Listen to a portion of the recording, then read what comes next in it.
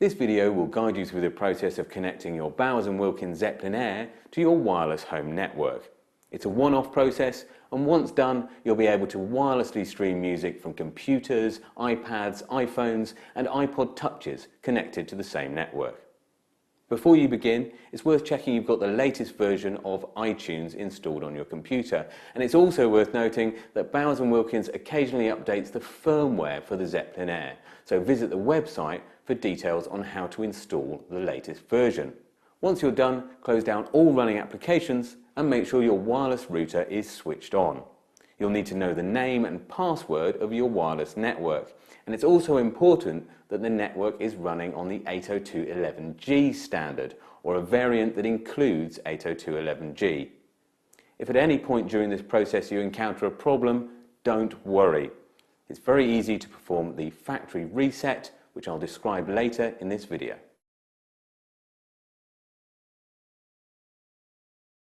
To begin, ensure that all cables have been removed from the Zeppelin Air and no iPhone or iPod is attached to the docking arm.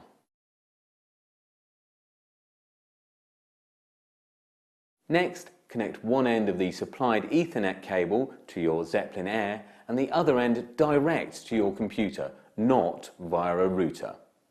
If an Ethernet cable is already connected to your computer, just remove it for the duration of the setup. You won't need an internet connection for now anyway.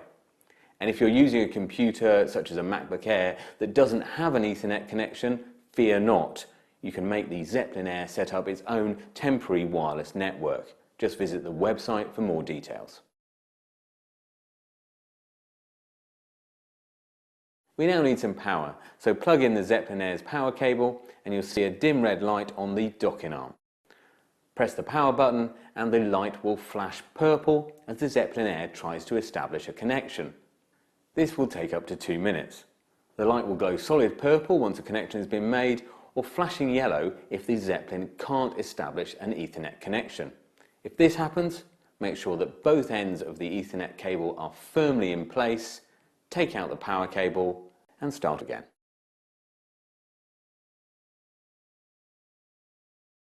Once the connection between your Zeppelin Air and your computer has been successfully established, you need to access the Setup user interface. To do this, just open up a web browser and type 169.254.1.1 into the address bar. This will access the setup page stored in the Zeppelin Air. Now, this isn't an internet page, so if you type it into the search bar, it won't work. If you're having problems, make sure you are typing directly into the browser's address bar. If you're still having problems, then it's worth turning off your Wi-Fi and disabling any security software you may have running. Although do remember to turn it back on when the setup is done.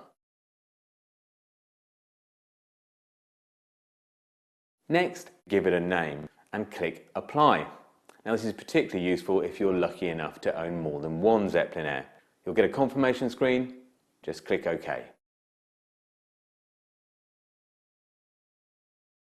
You can now connect your Zeppelin Air to your wireless network.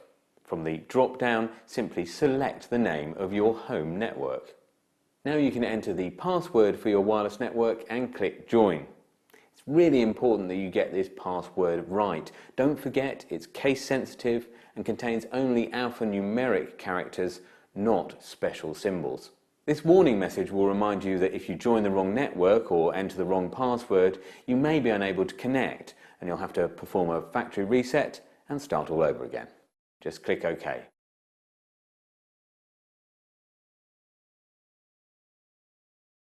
Now remove the Ethernet cable from the rear of your Zeppelin Air. The indicator light will begin to flash purple as the Zeppelin seeks to join your wireless network. After about a minute, it should turn solid purple, which indicates a connection has been made.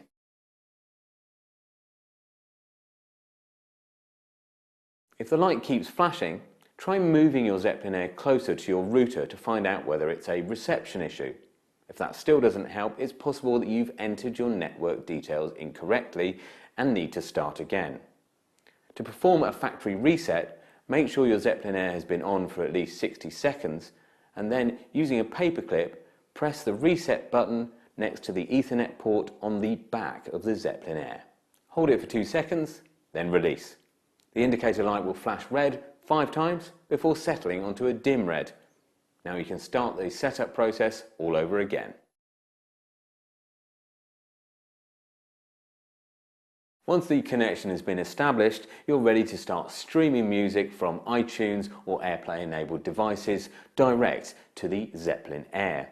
Within iTunes, you'll see a new AirPlay icon has appeared in the bottom right hand corner of the window. Click on that and you can select Zeppelin Air as your speaker. If you're using an iOS device, such as the iPhone, you'll find the AirPlay icon within the iPod function.